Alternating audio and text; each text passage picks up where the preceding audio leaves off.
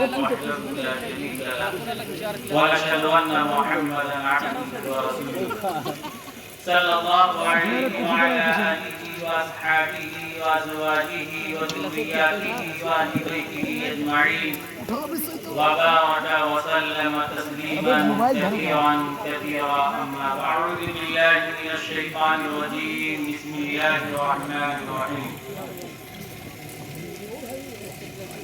إن عدة الشهور عند الله 12 شهرا في كتاب الله يوم خلق السماوات والأرض منها 4 حرم.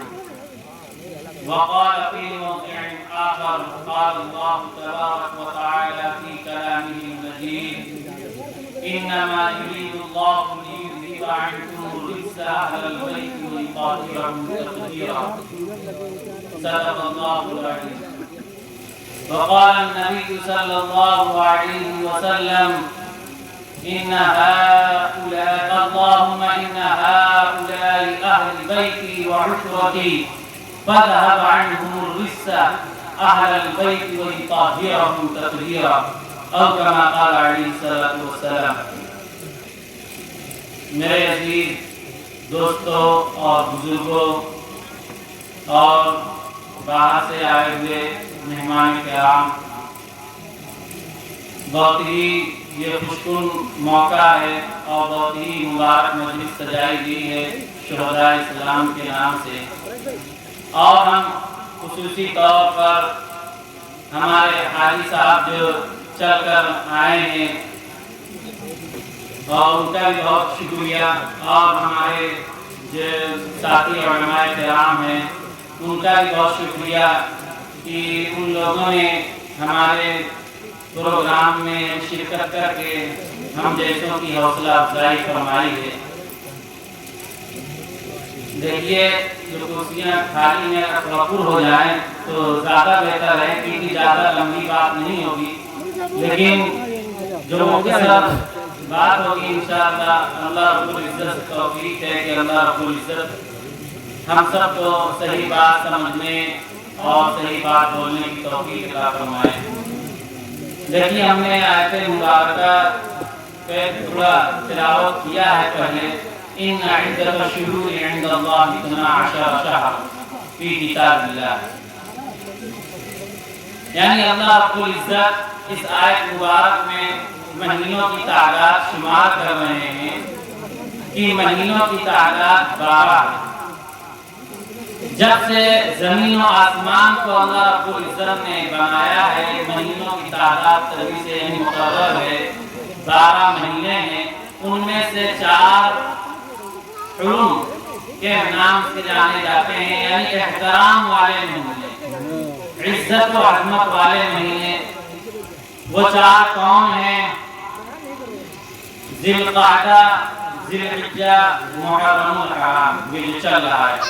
پھر 4تھا مہینہ یعنی رجب کا مہینہ شمار کیا جاتا ہے، یہ عظمت والے ہیں. ان میں دور جاہلیت میں ایسا ماحول تھا عرب میں کہ ان مہینوں کے احترام میں وہ جنگیں بھی نہیں کرتے تھے اور بہت ہی احترام کیا کرتے تھے. تو میرے عزیز دوستوں بزرگوں، یہ مہینہ جو چل رہا ہے یہ یعنی ہجری کا اب یہ 1445 ہجری چالو ہوئی ہے اور اس کا یہ پہلا مہینہ محرم الحرام ہے. اور اس محرم الحرام میں جب یہ محرم الحرام کا مہینہ آتا ہے تو کچھ سرگرمیاں آ جاتی ہیں آٹومیٹک. جب اہل بدعات نے، اہل تشیعیوں نے یعنی روافض نے اس مہینے کے آتے ہی انہیں خرافات کو اور دیگر رسومات کو یعنی بدعات کو جب پکڑ لیے تو پھر ہمارے اہل سنت والجماعت کے علماء نے پھر ان مہینوں میں پروگرام رکھنا شروع کر دیا، یعنی اپنی دینی مجالس کو رکھنا شروع کر دیا تاکہ اپنے لوگوں کی بھی اصلاح ہو اور جو اس میں شمار ملوث ہیں ان کی بھی اصلاح ہو. خصوصاً یہاں بیٹھنے والے لوگ یہ سمجھیں کہ یہ بیان ہمارے لیے ہو رہا ہے. اگر ہم یہ سمجھیں گے کہ کسی دوسرے کے لیے بیان ہوگا تو اس سے ہماری اصلاح نہیں ہو پائے گی۔ تو اس لیے اپنی اصلاح کرنے کے لیے ہم یہ سمجھیں کہ ہمارے لیے بات بتائی جائے، تو ہمارے علماء کرام بیان رکھنا شروع کر دیے ان مہینوں کے خاص دنوں میں، کہ تاکہ لوگوں میں بات آئے، صحیح دین آئے، صحیح شریعت آئے اور صحیح طریقہ کار سامنے آئے کہ کیا صحیح ہے کیا غلط ہے۔ اسی اعتبار سے کم ہمارے اپنے لوگ تو اس برائی میں ملوث نہ ہونے پائیں، یعنی اگر ہم غیر کو نہیں روک پا رہے ہیں، دوسروں کو منع نہیں کر پا رہے ہیں، تو کم سے کم اپنے بھائی بھی اس میں شریک نہ ہونے پائیں۔ تو اس لیے ان مہینوں میں، ان خاص دنوں میں بیان رکھنے کی ضرورت محسوس ہوتی ہے۔ اسی کو دیکھتے ہوئے پروگرام 2-3 سالوں سے ان دنوں میں نہیں ہو پا رہا تھا، لیکن ہمارے بھائیوں نے مطلب ہمت افزائی کی اور آگے بڑے حصہ لیے، اور انہوں نے بات کو ڈالی کہ بھائی پروگرام ہونا چاہیے، اور ضرورت بھی اس کی ہے تاکہ ہماری اپنی اصلاح ہو۔ تو میرے عزیز دوستو، تو ان دنوں میں جو خاص کر جو کام جو کیے جاتے ہیں وہ بہت ہی زیادہ خطرناک قسم کے کام ہیں، جو بدعات، خرافات، رسومات کی جنم لی ہیں۔ ان سے قبل ہم پہلے اس واقعے میں جاتے ہیں کہ جن کے نام پر یعنی خرافات کیے جا رہے ہیں، امام حسن رضی اللہ عنہ کے نام پر یعنی ساری خرافاتیں جنم لے رہے ہیں، لیکن ہمیں ان کی تاریخ بھی سامنے آنی چاہیے اور ان کی فضیلتیں یعنی اہل بیت کی فضیلتیں کیا ہیں، پھر ان کے ساتھ لوگوں نے کیا کیا ہے، پھر وہ بھی سامنے آئے۔ تو دیکھیے حدیث میں بھی نبی پاک صلی اللہ علیہ وسلم نے فرمایا کہ میرے مرنے کے بعد 30 سال، میرے گزر جانے کے بعد 30 سال خلافت رہے گی، یہ حدیث ہے۔ اس کے بعد 30 سال کی خلافت چلی، جو وقفہ پورا کب ہوا 30 سال کا، یہ جب حضرت علی رضی اللہ عنہ خلیفہ بنے تو تقریباً 5 سال انہوں نے خلافت کی۔ وہ خلافت وہ حصہ جو تھا وہ تاریخ کا بہت خطرناک یعنی بات تھا، یعنی آپسی میں ہمارے بھائی اصحاب کرام میں آپسی میں بات ہو چکی تھی۔ تو یہ سمجھے خانہ جنگی کا شکار تھے آپس میں مسلمان، اس وجہ سے کہ ادھر بھی منافق تھے ادھر بھی منافق، وہ آپس میں صحابہ کرام کو لڑوانا چاہ رہے تھے، وہ ایک دوسرے میں یعنی لڑوانا چاہ رہے تھے، جس کی وجہ سے کچھ کامیابی ان منافقوں کو ہوئی۔ تو میرے عزیز دوستوں، پھر حضرت علی رضی اللہ عنہ کی یعنی خلافت مکمل، ان کی وفات ہوئی، پھر اس کے بعد امام حسن رضی اللہ عنہ خلیفہ بنے اور ان کی بھی خلافت چلی کچھ مہینے۔ تو خلافت کے مہینے میں ان کے امام حسن رضی اللہ عنہ کے بھی 6 مہینے شمار کیے جاتے ہیں اسی خلافت میں۔ پھر اس کے بعد امام حسن رضی اللہ عنہ صلح کی اور جو خلیفہ پھر بنے، پھر امیر المؤمنین جو بنے وہ امیر معاویہ رضی اللہ عنہ بنے۔ پھر اس کے بعد ان کی جو حکومت خلافت جو چلی وہ تقریباً 20 سال چلی، یعنی اس کے درمیان یہ معاہدہ ہوا تھا کہ امیر معاویہ رضی اللہ عنہ سے امام حسن رضی اللہ عنہ نے شرط رکھی تھی کہ آپ کا یعنی انتقال ہو جائے، وفات ہو جائے گی تو خلیفہ یعنی ہمیں بنایا جائے گا۔ امام حسن رضی اللہ عنہ نے یہ شرط دی، لیکن امام حسن رضی اللہ عنہ کی تقریباً 10 سال کے بعد یعنی تقریباً 50 ہجری کے آس پاس ان کا انتقال ہوا۔ پھر اس کے بعد 10 سال مزید خلافت چلی۔ تو جب امام حسن رضی اللہ عنہ کا انتقال ہوا تو پھر ایک صحابی ہیں مغیرہ ابن شعبہ رضی اللہ عنہ، انہوں نے یہ مشورہ دیا امیر معاویہ رضی اللہ عنہ کہ آپ اپنے یعنی جانے سے پہلے کوئی خلیفہ نامزد کر دیں تاکہ آپ کے بعد کوئی ایسا جھگڑا اور کوئی ایسی پریشانی نہ آئے، کہ پہلے دیکھ چکے تھے۔ اور ایسا بھی تھا کہ جو کبار صحابہ تھے وہ اس دنیا سے تقریباً رخصت ہو چکے تھے۔ تو جب ایسی بات آئی تو پھر انہوں نے خلیفہ یعنی جو نامزد کیا، ولی عہد جو بنایا وہ اپنے بیٹے یزید کو بنایا۔ اور اس کی وجہ کچھ خاص ایسے تاریخ نگار بیان کرتے ہیں کہ کھل کر یزید کی جو برائیاں تھی، اس کی کمیاں تھیں، وہ امیر معاویہ رضی اللہ عنہ سامنے واضح نہیں ہو سکی. یعنی کہ یزید کے جو چاپلوس تھے ان کے بعد وہ امیر معاویہ رضی اللہ عنہ کے پاس ان کی خوبیاں بیان کرتے تو ان کے سامنے ان کی خرابیاں آ سکی. اور اس کے بعد ولی عہد کا اعلان ہوا کہ سارے لوگ یعنی بیعت کرنا شروع کر دیے. لیکن جنہوں نے بیعت نہیں کی اس میں خصوصاً 4 نام آتے ہیں، وہ صحابہ کرام کے ہیں. ایک حضرت ابو بکر رضی اللہ عنہ کے بیٹے عبد الرحمن، اور دوسرے حضرت عمر رضی اللہ عنہ کے بیٹے عبداللہ بن عمر، اور تیسرے عبداللہ بن زبیر، اور چوتھا نام امام حسین رضی اللہ عنہ کا نام آتا ہے. تو اس طرح ان صحابیوں کا نام سر فہرست ہے کہ انہوں نے بیعت کا انکار کر دیا. ایک اور نام عبداللہ بن عباس، یعنی اس میں 3 کا نام تو ایسے ہیں، ہاں تقریباً 3 یا 4 نام وہ عبداللہ کے نام سے. تو یہ 5 لوگوں نے خصوصاً ان کا ذکر ہے کہ انہوں نے بیعت سے انکار کر دیا. لیکن امیر معاویہ رضی اللہ عنہ پھر بھی زیادہ اس کو کوئی توجہ نہیں کی، چلیے کوئی بات نہیں، بیعت نہیں کی. لیکن اس کے بعد جب یہ اصل خلافت یا امیر معاویہ رضی اللہ عنہ کا انتقال ہوا، پھر اس کے بعد جب یزید وہ ملوکیت پر یعنی سوار ہوئے، قابض ہوئے، پھر اس کے بعد اصل نقشہ بدلا. پھر انہوں نے ان حضرات کے پاس جو صحابہ کرام تھے بیعت کے لیے اپنے کارندوں کو بھیجا، لیکن ان میں سے انہوں نے بیعت سے انکار کر دیا.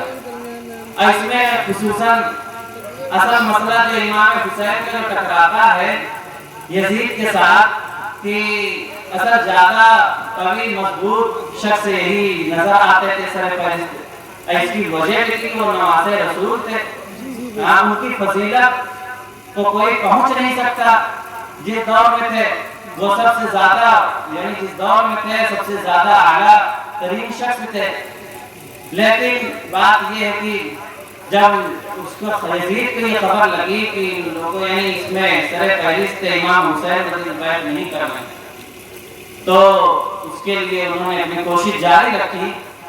لیکن اس کے ساتھ ساتھ ہم آگے بڑھتے ہیں کہ زیادہ تفصیل میں بھی نہیں جائیں گے، نہیں تو وقت بھی زیادہ ہو رہا ہے.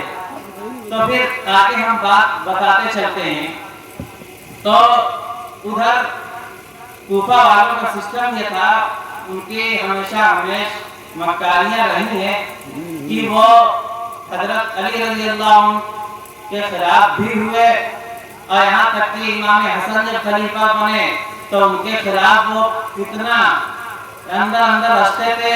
یہ عبداللہ ابن سبا کے تیار کرتا یہ سمجھیے ان کے شخص تھے جو فتنہ برپا کرتے تھے. وہ بات کچھ کہتے، وعدہ کچھ کرتے کوفہ والے، لیکن وعدہ کے خلاف ورزی کرتے. تو انہوں نے ان کے ساتھ بھی وہی چالیں چلی. کہیں وقت آ رہا ہے امام حسین رضی اللہ عنہ کے پاس، کہیں خطوط آ رہے ہیں، یہاں تک کہ خطوطوں کی تعداد اتنی زیادہ 500 سے زیادہ خطوطوں کی تعداد ہو جاتی ہے، اور وقت مسلسل آ رہے ہیں کہ یعنی ہم بیعت آپ کی کریں گے، یزید کی بیعت نہیں کریں گے. کوفہ والوں کا یہ اعلان تھا. اس میں سے ایسا شیعہ مورخ بھی لکھتے ہیں یعنی باغ سرسبز سے باغ تیار ہے، سرسبز سے باغ تیار ہے، پھل لگے ہوئے ہیں، آ چکے ہیں، بس ہمیں ایک مالک چاہیے، اس کا رکھوالی چاہیے دیکھنے والا. یعنی کہنا چاہ رہے ہیں کہ بس یہاں پوری جماعت تیار ہے، بس آپ آ جائیں، آپ کی بیعت ہو جائے گی. کوفہ والوں کو یہ کہنا تھا. تو جب اتنے خطوط آئیں گے، اتنے وعدے آئیں گے، اور یہ قسم بھی لے آ رہے ہیں کہ اگر کوئی شخص یعنی بیعت نہیں کرتا ہے آپ کی تو اس کو طلاق طلاق یعنی اس کی بیوی کو طلاق ہو جائے اور اس کا غلام آزاد ہو جائے، جہاں تک کہ قسمیں آ رہی ہیں. تو امام حسین رضی اللہ عنہ اپنے چچا زاد بھائی مسلم بن عقیل رضی اللہ عنہ کو روانہ کیا کہ حالات کا جائزہ لیں. جب وہاں پہنچتے ہیں تو وہ لوگ 4 बात तो ही है। तो उन्होंने यानी इन पर बैत लेनी शुरू कर दी। यहाँ तक की तादाद 12 से 18,000, 18 से 40,000 बैत को लोग पहुंच गए। तो जब उनका यकीन हुआ तो उन्होंने खत लिखा। उन्होंने कहा कि अब आप अपने भाई को ये पैगाम पहुंचा दीजिए कि हम लोग, भाई यकीन नहीं था, अब यहाँ हम लोग बैत आपके यहाँ पे बैत ले लिए हैं। तो वहाँ इमाम हुसैन रज़ियल्लाहु अन्हु को ये पैगाम पहुंचा दिया गया कि कूफा वाले हमारे साथ हैं, इन्होंने हमारे हाथ पर बैत ले ली। तो इधर अब ये पैगाम उधर पहुंच रहा है। इधर जब पैगाम यहाँ से कूफा से रवाना हुआ, इधर वो पनाह लिए हुए थे, हानी बिन उरवा नाम, यानी उस शख्स के घर में पनाह लिए हुए थे, तादाद थी उनकी। तो उस वक्त जो गवर्नर थे यजीद की तरफ से, वो नुअमान बिन बशीर रज़ियल्लाहु, वो भी सहाबी हैं, तो वो उस वक्त गवर्नर थे। तो उन्होंने बात पता चली कि लोग बैत कर रहे हैं यजीद के खिलाफ मुस्लिम बिन अकील के यहाँ, उन्होंने कोई तवज्जो नहीं की। जब ये बात यजीद तक पहुंची तो उन्होंने फौरन नुअमान बिन बशीर रज़ियल्लाहु अन्हु को माजूर कर दिया। फिर उसके बाद जो खलीफा यानी उसके बाद उसने अपने गवर्नर जो बना कर भेजा वो उबैदुल्लाह बिन ज़ियाद, यानी इब्न ज़ियाद जिसे कहा जाता है, यही शख्स है असल कितना बर्पा करने वाला है कूफा के अंदर और यजीद के कहने पर। फिर जब ये गवर्नर बना तो उसके बाद अपने जासूस लगा दिए और अपने जो लोग उनके बैत करने वाले थे उन सब को यानी खरीद लिया। यानी 4,000 की जमात तकरीबन लेकर मुस्लिम बिन अकील रज़ियल्लाहु अन्हु मुहासरा किए हुए थे, इब्न ज़ियाद के घेराव किए हुए थे। लेकिन उनमें से कूफा के जो सरदार थे कुल माने जाने उनको खरीद लिया। तो यहाँ तक कि फिर ये हुआ कि कोई माँ आ रही अपने बेटे को ले जा रही मुस्लिम बिन अकील रज़ियल्लाहु अन्हु के पास से, कोई बाप आ रहा अपने बेटे को ले जा रहा है। यहाँ तक कि 4,000 का जो लश्कर घेराव किए हुए था उसमें से 300 बचते हैं। फिर उसके बाद धीरे धीरे देखा जाता 30 बचते हैं। 30 के बाद फिर देखा जाए मगरिब तक देखा जाता है तो 10 बचते हैं। यहाँ तक कि वो एक ऐसा वक्त आता है कि उसके अंदर वो तनहा बचते हैं, खुद को फिर महफूज करना मुश्किल हो जाता है।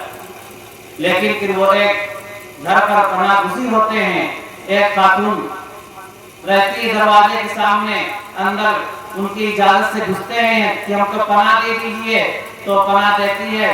फिर उसके बाद फिर उस खातून का लड़का घर के अंदर जब आता है तो उसे खबर थी कि मुस्लिम बिन अकील को तलाश किया जा रहा है, उसको मारने की कोशिश की जा रही है, ये तो हमारे घर में है।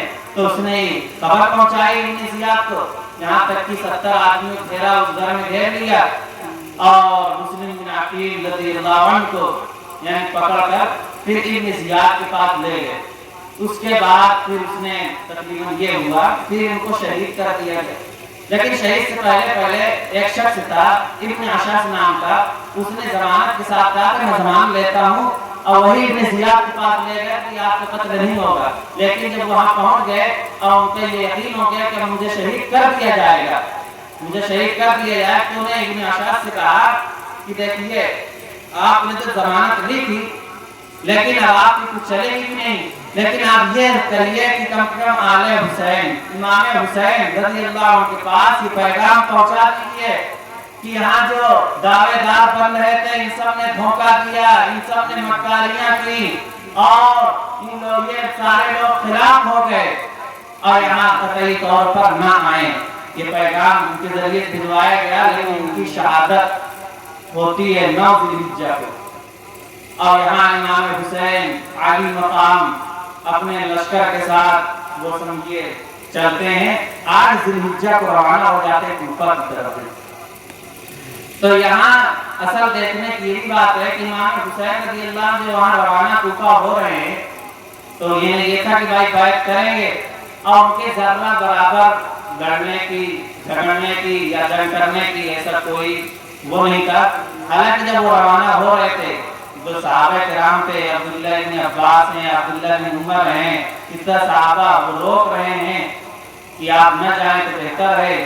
لیکن وہ کہہ رہے نہیں، انہوں نے بہت خطوط بھیجے، بہت سارے پیغامات بھیجائے، اس لیے ہمیں جانا ہے، اور وہ چل دیے۔ تو وہ جنگ کے ارادے سے نہیں نکلے تھے۔ اس کی ایک وجہ یہ بھی ہے کہ بھائی جنگ کے ارادے سے جو شخص نکلتا ہے تو اپنے بچوں کو، اپنے بیویوں کو، یعنی اپنے بہنوں کو ساتھ میں نہیں لے جاتا، تو وہ جنگ کے ارادے سے تو نکلے نہیں تھے، وہ تو یہ تھا کہ بھائی بیعت کریں گے۔ پھر اس کے ساتھ وہ قریب تک کوفہ کے پہنچتے ہیں، یہاں تک کی خبر آتی ہے، فرزدق نامی ایک شاعر ہے، عرب کا مشہور شاعر مانا جاتا ہے، تو اس نے یہ خبر دی کہ دیکھیے کوفہ کے دل تو آپ کے ساتھ ہیں، لیکن ان کی تلواریں ابن زیاد کے ساتھ ہیں۔ اس نے یہ بات کہی شاعر نے۔ پھر اس کے ساتھ ساتھ جو مسلم بن عقیل رضی اللہ عنہ نے پیغام بھیجوایا تھا، ایک شخص کو بھیج کر وہ بھی یہی بات پیغام دیتا ہے کہ مسلم بن عقیل کو شہید کر دیا گیا اور وہاں کے حالات خراب ہیں۔ لیکن پھر ادھر حالانکہ امام حسین رضی اللہ عنہ پر یہ ہوا کہ شاید ہو سکتا میں بذات خود پہنچوں تو میری بات کو قبول کریں، حالانکہ وہ پیچھے ہٹتے ہیں، ایک حر نام کا شخص وہ بھی پیچھے بھی یعنی ہٹنے نہیں دیتا، وہ گھرا کر لیتا ہے، کہ یہاں تک کہ کوفہ کی طرف امام حسین رضی اللہ عنہ اب پہنچ رہے ہیں، یہاں تک کہ آپ کوفہ پہنچ جاتے ہیں کربلا کے میدان میں۔ جب کربلا کے میدان میں پہنچتے ہیں تو وہاں ابن زیاد کوفیوں کے 4000 لشکر کے ساتھ وہ عمر بن سعد بن ابی وقاص ان کو یعنی روانہ کرتے، وہ یزید ابن زیاد روانہ کرتا ہے۔ یہ بھی تقریباً یہ سمجھ لیجئے کہ جو سعد بن ابی وقاص کا نام آ رہا ہے، سعد بن ابی وقاص کے بیٹے عمر ہیں، اور یہ سعد بن ابی وقاص کون ہیں؟ یہ بدری صحابی ہیں، یعنی ان کے بیٹے ہیں، اور ان کے بیٹے تو حالانکہ ان کا مزاج تو بھائی مشفقانہ تھا، دوسرا تھا۔ تو اس کے بعد جب یہ لشکر لے کے 4000 کوفیوں کے ساتھ پہنچتے ہیں عمر بن سعد بن ابی وقاص، تو گفتگو ہوتی ہے کہ امام حسین رضی اللہ عنہ کی 3 باتیں ان کے سامنے رکھتے ہیں کہ یا تو مجھے حجاز کی طرف، مکہ مدینے کی طرف مجھے جانے کی اجازت دیجیے، یا پھر مجھے سرحدوں کی طرف بھیج دیا جائے تاکہ میں کفار سے جنگ کروں، شہید ہو جاؤں، یا پھر مجھے یزید کے پاس لے جایا جائے تاکہ میں اس سے براہ راست بات کر سکوں۔ لیکن وہ ان کا دل نرم ہوا، انہوں نے ایک شرط قبول کر لی کہ ہم یزید کے پاس آپ کو لے جائیں گے۔ لیکن پھر یہ خبر گورنر ابن زیاد کے پاس جب پہنچتی ہے تو اس کو خطرہ ہوا کہ اگر یزید کے پاس جائیں گے، امام حسین پہنچیں گے تو یہاں کوفیوں کی دھوکہ بازی، ان کی مکاری، ان کی چال بازیاں تشت ازبام ہو کر سامنے آ جائیں گی، واضح ہو کر کھل جائیں گی، تو اس لیے وہ جانے نہیں دیے۔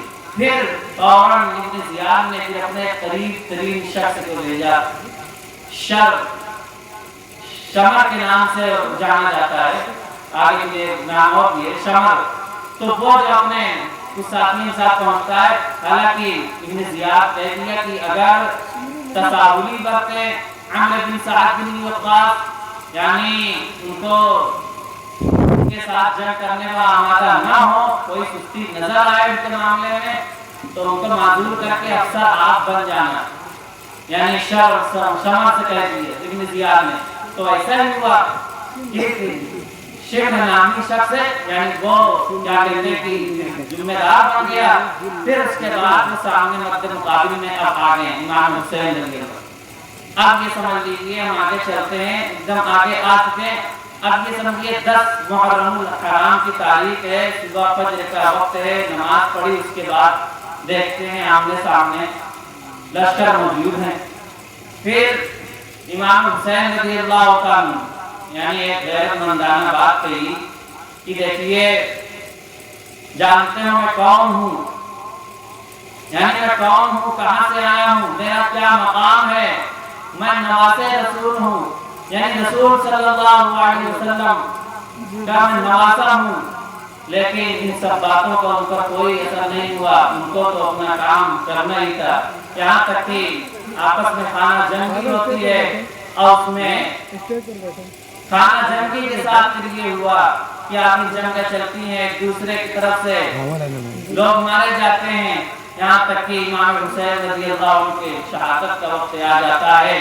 پھر اب یہ دیکھیے شہادت کے وقت ہے اور اس میں کتنے شخص تھے امام حسین رضی اللہ عنہ کے جماعت میں 72 شخص تھے. اس میں بچے بھی تھی عورتیں بھی تھی اس طرح چھوٹے چھوٹے بچے تھے.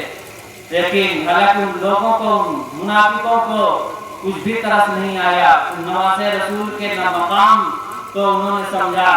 یہاں تک کہ نواسے رسول امام حسین رضی اللہ عنہ کو شہید کر دیا. تو یہ دیکھیے یہ تاریخ کا ایک دردناک واقعہ بنا اور بہت ہی دردناک واقعہ ثابت ہوا. ثابت ہوتا کیوں نہ کیونکہ دیکھیے اب ہم آتے ہیں امام حسین رضی اللہ عنہ کا مقام کیا ہے. ہمارے نبی حضرت محمد عربی صلی اللہ علیہ وسلم نے فرمایا یعنی اپنے دونوں نواسوں کے تعلق سے الحسن والحسین سیدہ شباب اہل الجنہ یہ حدیث خطبے میں پڑھی جاتی ہے. یعنی امام حسن حسین یہ جنت میں نوجوانوں کے سردار ہوں گے. دوسری حدیث میں نبی پاک صلی اللہ علیہ وسلم نے فرمایا الحسن والحسین ابنا احبہما یعنی حسن حسین یہ میرے دونوں بیٹے ہیں جو ان سے محبت کرے گا. احبنی میں اس سے محبت کروں گا. پھر من احبنی جس سے میں نے محبت کی احبہ اللہ اس سے اللہ نے محبت کی. اور احب جس سے اللہ نے محبت کیا دخل الجنہ وہ شخص جنت میں داخل ہو گیا. یہ مقام ہے نبی پاک صلی اللہ علیہ وسلم نے فرمایا. لیکن یہ ظالم ہے یعنی یزید اور اس کا لشکر یہ ظالم ہے. ان کو ذرہ برابر ترس نہیں آیا. ذرہ برابر یہ خیال نہیں ہوا کہ جس کو ہم شہید کر رہے ہیں جس کے خلاف ہم تلوار اٹھا رہے ہیں وہ آخر کون شخص ہے. ارے شریعت جس نے لے کر آئی وہ امام کائنات حضرت محمد عربی صلی اللہ علیہ وسلم شریعت لے کر آئے. وہی شریعت آگے بڑھی اور وہی امام حسن حسین ہے. حدیث میں آتا ہے کہ نبی پاک صلی اللہ علیہ وسلم دونوں کو امام حسن کو امام حسین کو دونوں کو کندھے میں بیٹھائے ہوئے ہیں. ایک طرف امام حسن کو بوسہ دیتے ہیں دوسرے طرف امام حسین کو بوسہ دیتے ہیں. اب دیکھیے کتنا سہانا منظر ہے. اب میں آگے دے چلتا ہوں کہ امام ابو ہریرہ رضی اللہ عنہ یہ راویوں میں سب سے پہلا نمبر آتا ہے. ان کا یہ بیان ہے کہ کب ایک جگہ مٹی ہوتی ہے میں امام حسین رضی اللہ عنہ کے ساتھ میں قبرستان مٹی دینے کے لیے جاتا ہوں. واپسی ہوتی ہے امام حسین رضی اللہ عنہ تھک جاتے ہیں اور استراحت فرمانے کے لیے آرام فرمانے کے لیے میں لیٹ جاتا ہوں. پھر امام ابو ہریرہ رضی اللہ عنہ پیر سے مٹی اٹھانے لگتے ہیں ان کے نیچے سے مٹی صاف کرنے لگتے ہیں. اب یہ امام حسین اٹھتے ہیں کہ رہے آپ کیا کر رہے ہیں. ایسے اس لیے پوچھا کہ امام ابو ہریرہ رضی اللہ عنہ وہ صحابی رسول وہ حدیث کے اول نمبر کے ان کا ایک مقام بزرگ شخصیت تھی. ان کو یہ غیرت آئی کہ کیا کر رہے ہیں میرے ساتھ. انہوں نے کہا کہ امام حسین رضی اللہ عنہ جو چیزیں میں جانتا ہوں وہ حدیث کے راوی تھے سب سے زیادہ. یعنی جو چیزیں میں جانتا ہوں اگر لوگ جان لے تو آپ کو اپنے کندھوں سے نیچے اترنا نہ دے. میرے عزیز دوستو امام ابو ہریرہ رضی اللہ عنہ کا یہ بیان ہے کہ یعنی جو چیز یعنی جو مقام میں آپ کا جانتا ہوں جو مقام میں نبی پاک صلی اللہ علیہ وسلم کے ساتھ رہ کر سنا ہوں اور دیکھا ہوں اگر وہ مقام لوگوں کو پتہ چل جائے تو وہ آپ کو کندھوں سے نیچے اترنے نہ دے. میرے عزیز دوستو امام حسین رضی اللہ عنہ امام حسن رضی اللہ عنہ کی شخصیات میں وہ نواسے رسول ہیں. انہی سے نسل آپ کی چلی اور بڑی پھیلا. تو جو آیت ہم نے دوسری ایک پڑھی تھی انما یرید اللہ لیذھب عنکم الرجس اہل البیت ویطہرکم تطہیرا یہ آیت اس بات پر دلالت کرتی ہے کہ اللہ رب العزت قرآن کی آیت نازل فرماتے ہیں اور یہ ارشاد فرماتے ہیں کہ نبی پاک صلی اللہ علیہ وسلم کے ازواج مطہرات کی یعنی ان کے لفظوں کو صاف کر دیا ہے. انما یرید اللہ لیذہب عنکم الرجس. اہل بیت یعنی اہل بیت سے وہ تمام گندی باتوں کو اللہ رب العزت نے ہٹا دیا ہے، دور کر دیا ہے اور پاک و صاف بنا دیا ہے. یہ اللہ رب العزت کا فرمان ہے. پھر آگے چلیے اس آیت کو پڑھتے ہیں، لیکن معترض اعتراض کرتا ہے کہ اس آیت میں امام حسن حسین کہاں داخل ہے یا علی کہاں داخل ہے. لیکن پھر اسی بات کو ثابت کرنے کے لیے اللہ کے نبی صلی اللہ علیہ وسلم کی اگر ہم حدیث اٹھا کر دیکھتے ہیں تو ام سلمہ رضی اللہ عنہ امہات المؤمنین یہ بیان فرماتی ہیں کہ جب یہ آیت اترتی ہے پھر اس کے بعد حضرت فاطمہ الزہرا رضی اللہ عنہ تشریف لاتی ہیں ہمارے گھر. نبی پاک صلی اللہ علیہ وسلم موجود ہیں. پھر نبی پاک صلی اللہ علیہ وسلم اپنی چہیتی بیٹی سے کہتے ہیں آپ امام حسن حسین کو بلا لائیے، حضرت علی کو بلا لائیے. جب وہ چاروں آ جاتے ہیں پھر اس کے بعد نبی پاک صلی اللہ علیہ وسلم اپنی چادر اپنے قبا کو ان پر ڈالتے ہیں. پھر اس کے بعد فرماتے ہیں اللہم ان ہؤلاء اہل بیتی و عترتی، کہ اے اللہ یہ میرے اہل و عیال کے ہیں، میرے خاندان کے ہیں. فاذهب عنہم الرجس اہل البیت وطہرہم تطہیرا. یعنی اب ان سے بھی جو گندگی ہے اس کو بھی صاف، گندی باتوں کو صاف کر دیجیے اور ان کو بھی پاک صاف کر دیجیے.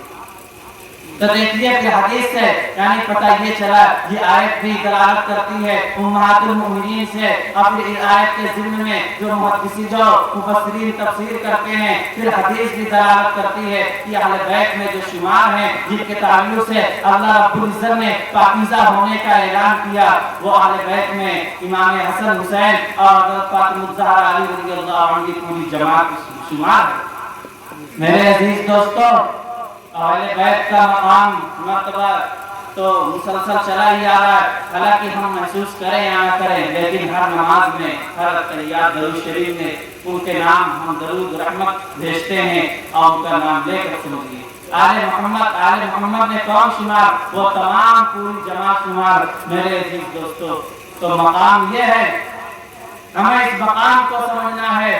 پھر اس کے بعد جو ان کے ساتھ ظلم کیا ان کا حال اب آپ دیکھیے. امام حسن امام حسین رضی اللہ عنہ نے قربانی کی، جان کی بازی لگائی. نبی پاک صلی اللہ علیہ وسلم نے اس کے تعلق سے یہ فرمایا ہو اور ان کو بوسہ دیا ہو. جو نماز پڑھتے تھے نبی پاک صلی اللہ علیہ وسلم تو وہ دونوں نماز سے کہیں آپ کے اوپر سوار ہو رہے ہیں، کہیں کھیل رہے ہیں، کہیں کود رہے ہیں کا منظر ہوتا تھا. میرے عزیز دوستو، تو ہم آگے چلتے ہیں. اب یہ دیکھیے یزید اور اس کا لشکر آج ختم ہو گیا، اس کا نام لینے والا نہیں ہے. اللہ الظالمین. ہم آگے تو بات کو بڑھاتے چلتے ہیں. پھر اس کے بعد اب موجودہ دور میں آتے ہیں کہ اب دیکھیے آپ ان کے نام لیوا جو اپنے آپ کو کہتے ہیں، جو اپنے آپ کو دعوے دار بنتے ہیں، اب ان کی حقیقت آپ لوگوں کے سامنے ہے اور واضح ہے کہ اب آخر حقیقت میں وہ لوگ کرتے کیا ہیں. اگر صحیح میں ہم یہ سمجھتے ہیں عاشق رسول ہیں، ہم سمجھتے ہیں صحیح وہ امام حسین کے علمبردار ہیں، ان کی باتوں کو ماننے والے ہیں، تو ہم یہ سمجھتے ہیں کہ جنہوں نے جو چیز کر کے وہ لٹا دیا یعنی اپنے جان کا نذرانہ پیش کر دیا لیکن دین کو مضبوطی سے پکڑے رہے. لیکن آج یہاں نظر یہ آتا ہے کہ بس ہم وہ چیز کرنی ہے جو شیطان نے سکھائی ہے، ہمیں وہ چیز نہیں کرنی ہے جو امام حسین نے سکھائی ہے. آج رویہ الٹا ہو چکا ہے. ایسے کے شکار ہمارے خود اپنے بھائی بھی ہیں کہ جب ان کے پروگراموں میں شریک ہوتے ہیں، ان کے میں جاتے ہیں، شرکت کرتے ہیں. یہ بہت دردناک بات ہے. ہم یہاں مسجد نہیں جا پاتے لیکن ان کو پروگرام میں شرکت کرنے کے لیے دور دور پہنچ جاتے ہیں. یہ افسوس کی بات ہے. میرے عزیز دوستو، اللہ رب العزت سے ہم دعا مانگے کہ ہمیں جو پیغام ملا ہے، جو شہدائے کربلا نے جو پیغام دیا ہے اس پیغام کو لیں اور ہم ایسے چیز کو لیں گے، ایسے زمانے جاہلیت والوں چیزوں کو لیں گے تو دیکھیے ہمارے اوپر لعنت ہوگی. نبی پاک صلی اللہ علیہ وسلم نے فرمایا لیس منا من لطمس حدود یعنی وہ شخص ہم میں سے نہیں ہے جو شخص اپنے رخسار کو چیر پار کرے اور اپنے گریبان کو چاہ کرے اور جاہلیت کی طرح باغیلا کرے اور جاہلیت کے طرز عمل پر نوحہ خوانی کرے، نصیحہ خوانی کرے۔ میرے عزیز دوستو، رات پر نوحہ خوانی ہوتی ہے، لیکن مجال ہے کہ پانچوں وقت کی نماز میں کوئی شخص پہنچ رہے ہیں یا کہیں بھی پانچوں وقت کی نمازوں میں کوئی آ رہے ہوں، ایسا کوئی، لیکن دعوے دار یہ ہیں کہ ہم ہی ہیں نمبردار۔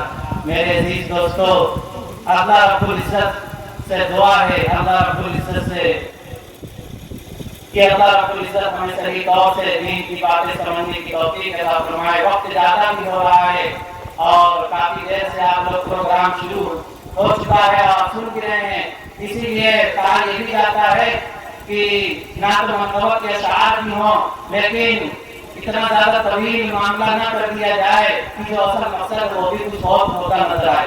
آج بھی چاہے بات خراب لگے، لیکن بات حقیقت ہے، آج رہنی کا نہیں، ہر جگہ کا معاملہ ہے کہ نعت خوانیاں اور اشعارات اتنے زیادہ ہو جاتے ہیں کہ مقرر وہ بھی سوچتے ہیں کہ ہم اپنے کے آگے کیا کریں، وہ بھی بے بس ہو جاتا ہے، پھر جو حقائق جو بیان کرنے ہوتے ہیں وہ سامنے نہیں آ پاتے، اور پھر سامعین بھی ان کا ذہن یہ بن جاتا ہے کہ نادری ہو، پھر اس کے بعد جو اصل چیز ہے کچھ باتیں اصراری میں آنی چاہیے، اس سے دور ہوتا نظر آتا ہے۔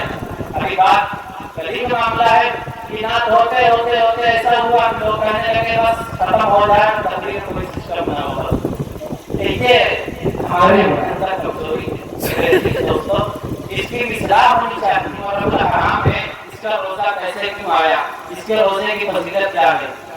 افضل الصیام بعد شہر رمضان، یعنی شہر رمضان کے بعد سب سے زیادہ افضل ترین روزہ صیام شہر اللہ المحرم، اللہ کے مہینے یعنی مشرق کا ہے، 10 محرم الحرام کا روزہ ہے۔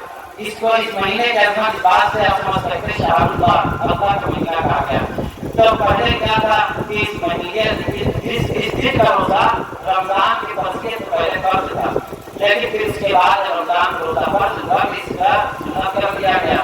یہ روزہ جب نبی پاک صلی اللہ علیہ وسلم ہجرت کر کے آئے مدینے، تو اس کے بعد آپ صلی اللہ علیہ وسلم روزہ رکھی رہے تھے، صحابہ بھی رکھ رہے تھے، ان سے وہ یہودی وہ بھی رکھ رہے تھے، تو ان سے پوچھا آپ لوگ کیوں رکھتے روزہ؟ تو انہوں نے کہا کہ اس دن اللہ رب العزت نے ہمارے موسیٰ علیہ السلام کو فرعون کے ظلم و تشدد سے نجات دیا تھا، ہم اس وجہ سے رکھتے ہیں۔ تو اللہ کے نبی صلی اللہ علیہ وسلم نے کہا کہ ہم آپ سے زیادہ حقدار ہیں کہ ہم اس دن روزہ رکھیں۔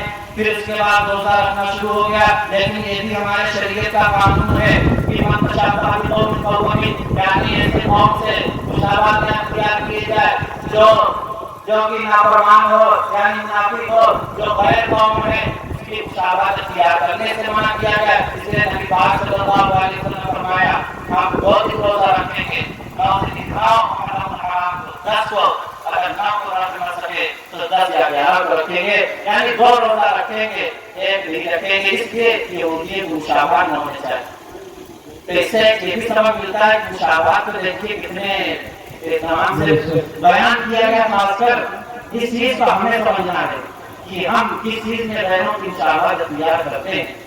بھائی ہم خود ہی کہیں گے کہ وہاں ہم کھڑے تھے، ہم بالکل ہاتھ نہیں ہلا رہے تھے، ہم بالکل کھڑے تھے، لیکن آپ وہ مشابہت میں پائے ہو رہے ہیں تو آپ تھے اگرچہ کام سے، تو مشابہت دور ہونے کی وجہ سے آپ بھی رہیے۔ تو میرے عزیز دوستو، یہ روزہ سنت ہے، اس کی فضیلت ہے، اور اس کو آپ روزہ آج یہ سمجھیے مغرب بعد سے 9 محرم الحرام شروع ہو چکا ہے، تو اس لیے جو روزہ رکھنا چاہ رہے ہیں وہ رکھیں، اس کا ثواب اجر ہے جو بتایا گیا، اور صحیح کہیں اللہ رب العزت سے دعا کریں کہ اللہ رب العزت ہمیں اسی طرح زیادہ سے زیادہ فرائض کے ساتھ نوافل کی بھی پابندی کرنے والا بنائے۔ تو اللہ رب العزت سے دعا ہے کہ اللہ رب العزت ہم سب کو صحیح طور سے دین کی باتیں سمجھنے کی توفیق عطا فرمائے۔ آمین۔